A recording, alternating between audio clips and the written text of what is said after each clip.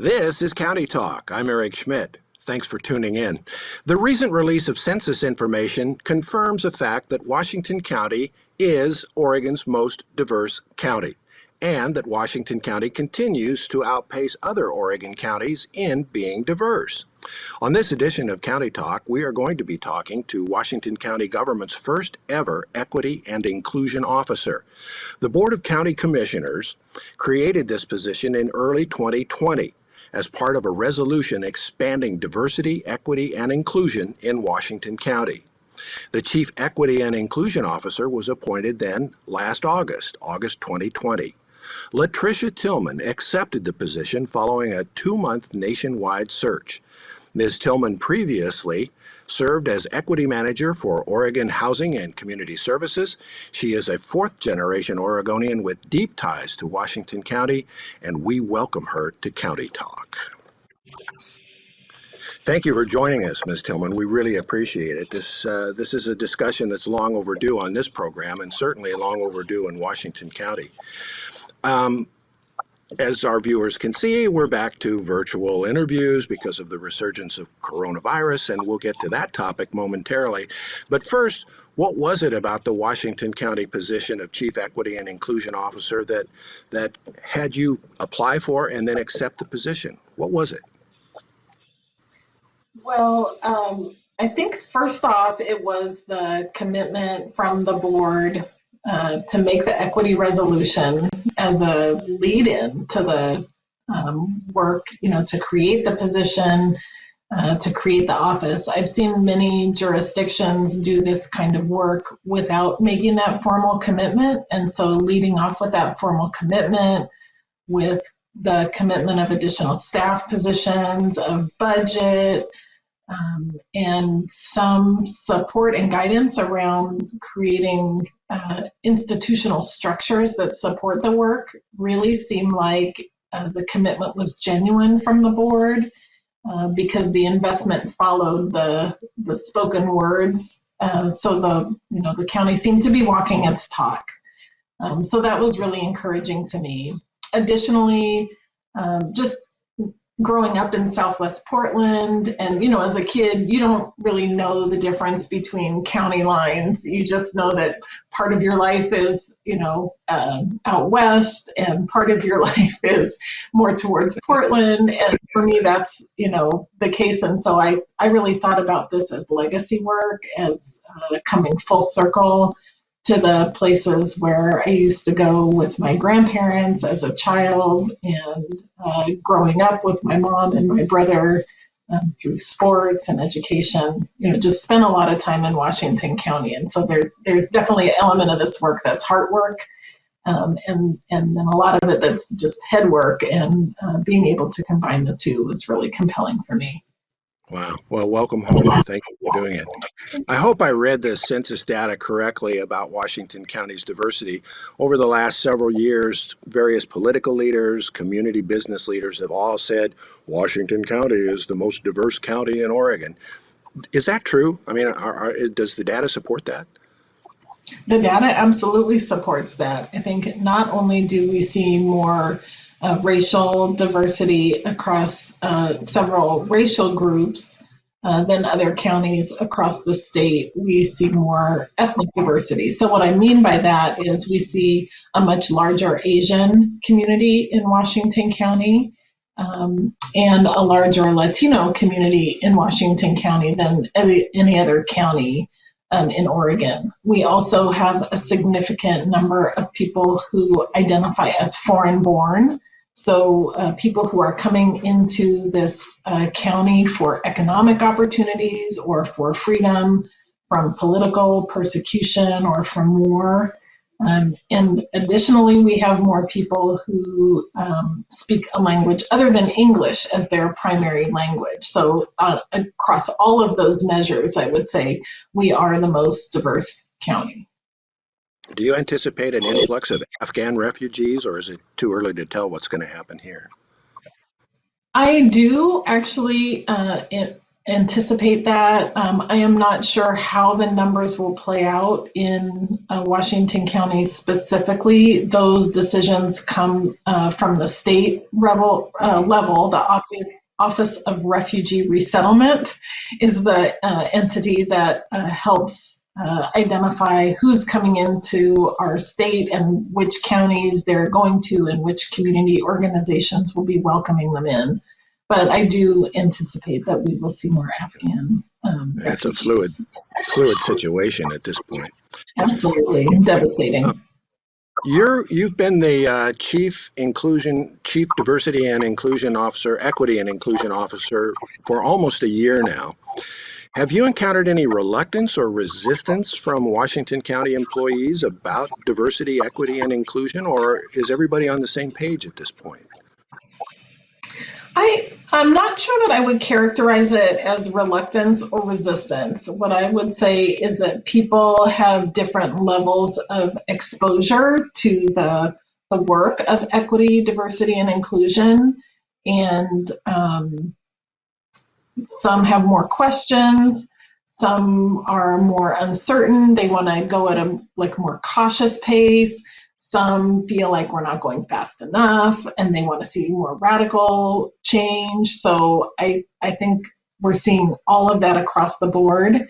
And then I would also say that this work requires quite a lot of learning and reorienting of our policies, processes that we have and procedures, and we're building all of that out in the middle of a global pandemic. So people's plates are really, really full. And so we're trying to pace our work and engage staff in a way that also recognizes that they've got a lot of work on their plate, and all of that work is also informed by equity and the need for diversity and inclusion as well. A learning curve in a hurricane. Right. Yeah. You Yes. basically started from scratch as far as the county is concerned with your work, but you're very familiar with equity work. Did this fresh start give you an opportunity to get Washington County organized in this area in the right way? Probably in a right way. I would say that I had some time to do some assessment work within the organization. I had some time to really engage with people who had been working in this area around advancing equity, diversity, and inclusion within the county, but maybe at a lower level, less informally, a little bit more below the radar to identify their priorities and work going forward. Probably if I had the opportunity to kind of think about how to start again from scratch, I would have spent more time on training. But none of the positions that I was allocated for this role was tailored to a training focus. And so, you get caught in that dynamic of we want to do a lot of work. We know we have a lot of room to grow. And a sense of urgency, like deep urgency, because of what the communities are experiencing relative to COVID, relative to the reaction to the murder of George Floyd and the Black Lives Matter movement, but also recognizing that the experience of inequity isn't new. It's been something that has been weighing down communities of color for 400 to 600 years, depending on which timeline you look at. And so there's an urgency to get to work, and sometimes that comes at the expense of taking the time to orient staff and do the training so that everybody can jump into the work. Yeah, I'd like to talk about training. We can do that in a minute. But along with your position, the commissioners created a civil rights officer, a policy coordinator, a data analyst, and a supplier diversity coordinator for your office. Have you found people that can fill those positions? And you mentioned that you could probably use a training officer as well. For the most part, we've been able to fill those positions. We were also given 2 additional positions to focus on equity and community engagement in supportive housing services.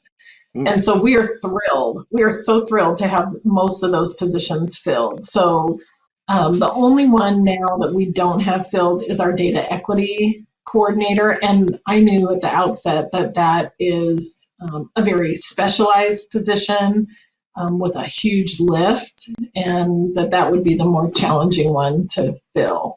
And absolutely, I could use a training coordinator. That would be a wonderful position, but we're really happy with the team that we have been able to assemble. I haven't added it up, but I would say if I did sort of back of the napkin math, we probably have, over 100 years of combined professional experience, in the leadership and the new positions in our team. And so that it's really exciting to bring that level of expertise into Washington County, and to know that people with that level of expertise have the confidence in myself and in the leadership of Washington County to join us and to bring their talents here. Yeah, and as you said, you weren't starting really from scratch. There was a little bit of a nascent program underway in Washington County, so you have something to build on. Yes, definitely.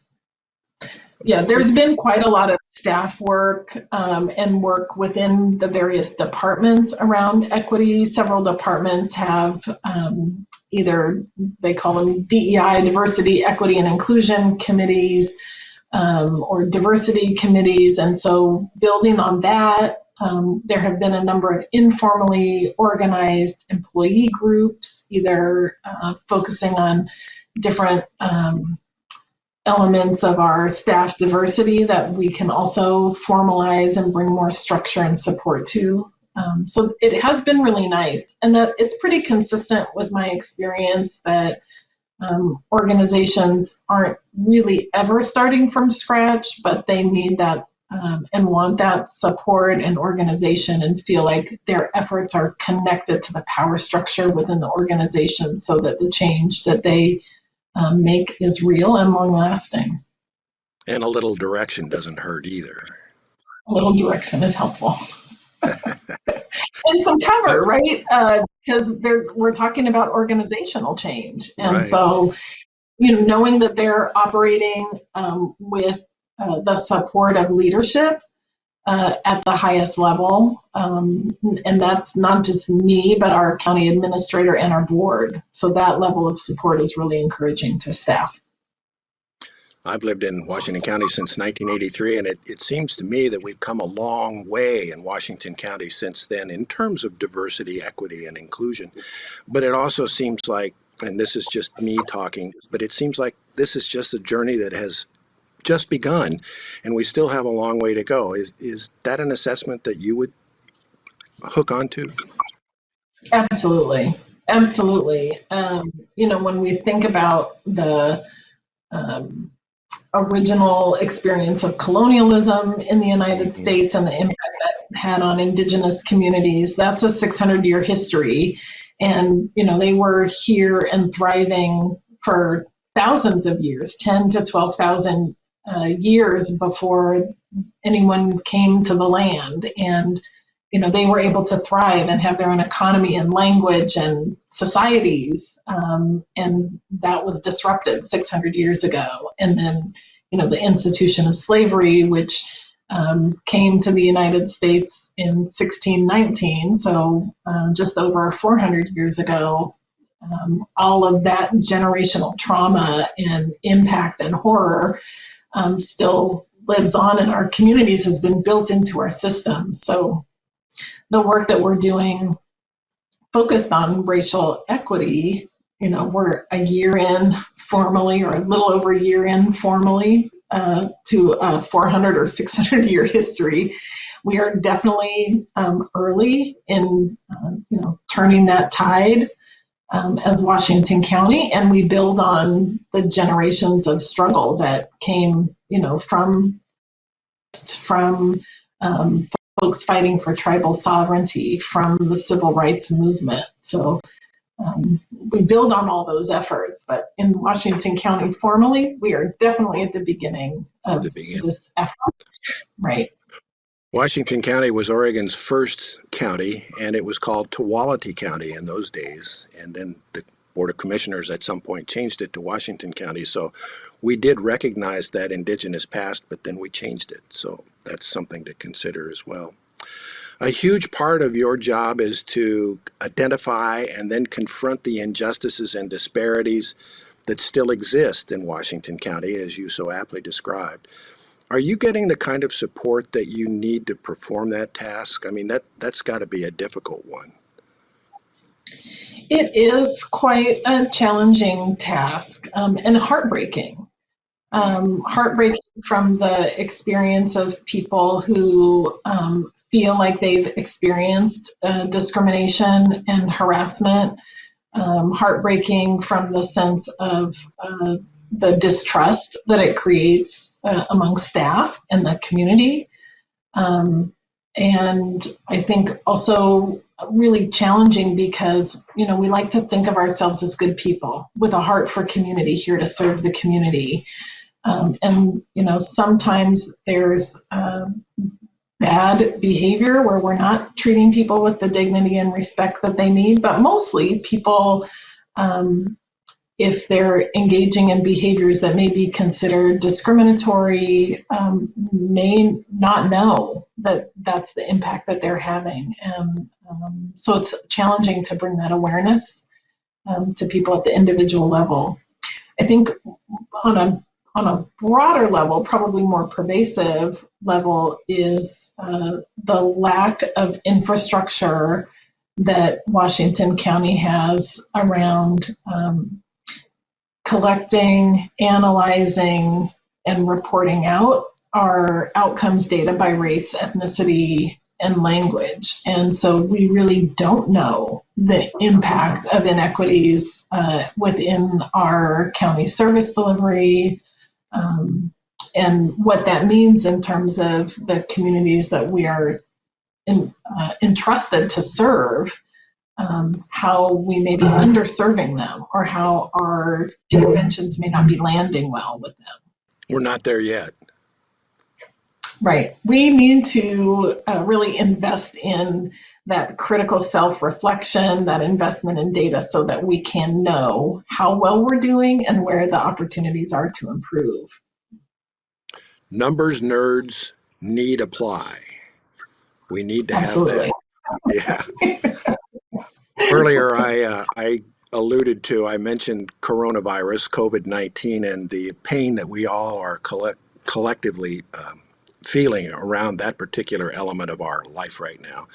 But the communities of colors and communities of color and ethnic minorities, to me, have seemed to have suffered disproportionately more than other communities. Is that true? And how has coronavirus impacted communities of color and ethnic minorities? Yeah, so what we know is that the inequities that existed prior to the global pandemic have only become worse and more pronounced as a result of the pandemic. And so from every element of the pandemic, we can see the inequities emerging. So, if you think about it from your perspective, how did the virus impact how you show up for work, right? We're both working virtually, but disproportionately people of color are working in frontline industries where they cannot work remotely. And so they have been out there at the forefront in caregiving and in the food industry and all these industries that have been impacted, or they are also disproportionately represented in industries that have had to close down, like the hotel and hospitality industry. And when those individuals are occupying more of the frontline job, they're also the lowest paid. So they're not able to, have their groceries delivered or send their kids into, to the nanny so that they can continue their education in a pod. or take the mental health breaks and drive to the coast for the weekend when it's sunny. So, across multiple measures, we're seeing the disproportionate impact land in communities of color. And then we're also seeing the wealth gap widen, right? The rich have gotten richer during the COVID pandemic, and the poor, who are disproportionately people of color, have gotten poorer and more vulnerable. You have a background in public health. You have a master's degree in public health. Give us your take on what we need to do as a group to combat COVID right now and what steps should be taken. Yeah, so, when I think about equity and public health, the, the, the critical concept, I think, is, am I in it? Am I on my own, or are we in this together? Right?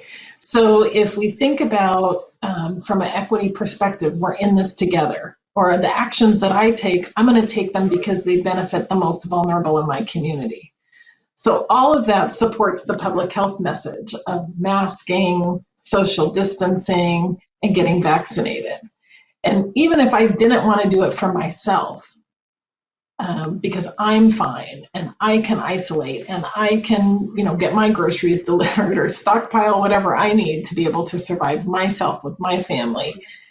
Centering myself in the conversation does not lend itself towards health equity. I have to think about the broader community and the needs of the broader community.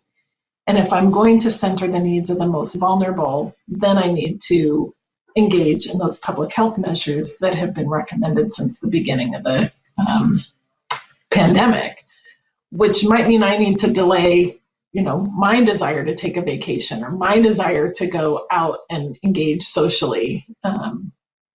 And then to support some of the government interventions that have actually been benefiting communities, like the stimulus check or the child tax credits, or the checks that folks with kids are now getting to help keep families afloat. So those kinds of interventions that lead with the public, lead with community, those are actually being shown to be more effective in helping support the families more disproportionately impacted by the virus. It sounds to me like you have a portfolio that is very, very broad. You're dealing with economics, you're dealing with public health, you're dealing with cultural attitudes, you're dealing with public opinion. You really have a big job here. Yes, yes, I do. I don't think I've ever been one to shy away from the big jobs, the big challenges, and I think that's because I am really cognizant of the work that has happened before me, the ancestors whose shoulders I stand on, who did not stop pressing towards justice in times that I think were much more violent and much less hospitable to people who look like me, people who are Black, brown, or Indigenous. And so I draw my strength and my perseverance from them, and that energy that continues today. Well, tell me this is a position you're going to continue in for a little while longer. We're not going to see you disappear into the sunset. I am loving this work. I am really appreciating the continued leadership support of the county board and the county chair and the county administrator, and I have an amazing team. So I'm really, it's hard work. I'm happy to be doing it, and I'll be here for a while. This is a kind of off the wall question, but could you use any volunteers? Is there a way that a community member could help you? Absolutely. I think partly that will be something that will flesh out as we continue to move the work forward. I think right now engaging and supporting with our culturally specific community-based organizations who are doing the frontline work is really essential and important and impactful as well. So we all need to pay more attention to what we're doing. Absolutely, absolutely. And I think when we think about our actions, if we think about what are the experiences of the most vulnerable in our community and how can we support them, then we can bring an equity lens within our own lives. Latricia Tillman is Washington County's first ever Chief Equity and Inclusion Officer, and she has appeared on County Talk. Thank you, Ms. Tillman. We really appreciate it, and we'll do everything we can to support you. I hope you come back. Thank you for the opportunity, and I'd love to come back. Excellent. And that is County Talk for now. I'm Eric Schmidt. We'll see you again next time.